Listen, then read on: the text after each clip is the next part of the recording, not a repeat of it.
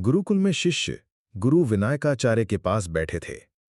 हवा में पक्षियों की चहचहाट थी और सूरज की पहली किरणें पेड़ों के बीच चमक रही थीं।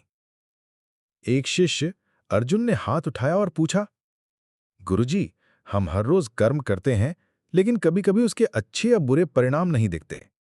ऐसा क्यों होता है? गुरु मुस्कुराए और बोले, अर्जुन, इसे समझाने के लिए मैं तुम्हें एक कहानी सुनाता हूं। शिष्यों ने ध्यान से सुना। गुरु ने शुरू किया।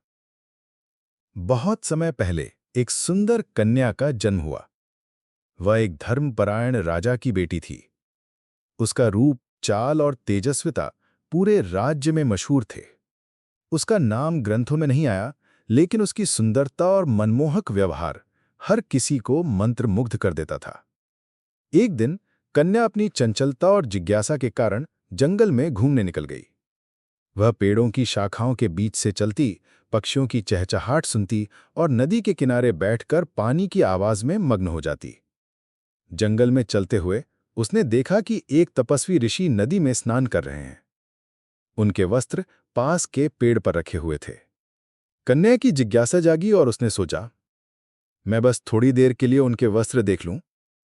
उसकी चंचलता में उसने वस्त्र उठा लिए और पास की चट्टान के पीछे छुपा दिए। वह जानती थी कि यह सही नहीं है, लेकिन खेल खिलाड़ी मन में उसने ये किया।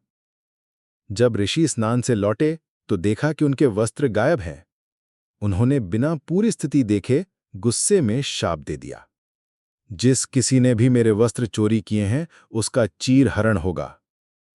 कन्या डर से चट्टान के पीछे छुपी रही, लेकिन जैसे ही उसने देखा कि ऋषि ने शाप दे दिया, वह बाहर आई और ऋषि के चरणों में गिरकर विनती करने लगी, कृपया मुझे माफ कर दीजिए। ये मेरी चंचलता और भूल थी। मैंने जानबूझकर ऐसा नहीं किया। किसी कन्या का चीरहरण होना कितना बड़ा अपमानजनक होगा। ऋषि ने उसकी विनती सुनी और शांत हो गए।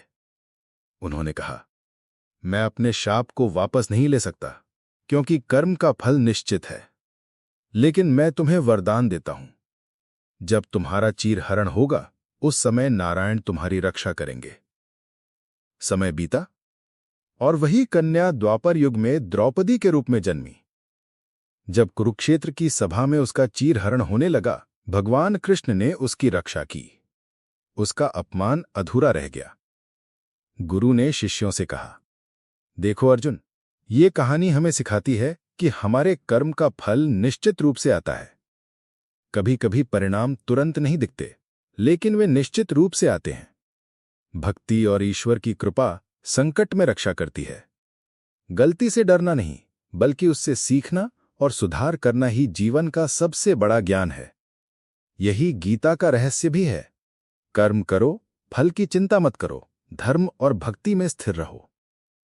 अर्जुन ने ध्यान से सुना और पूछा, गुरुजी, क्या इसका मतलब है कि अगर हम गलती कर दें तो भी ईश्वर हमें बचा सकते हैं?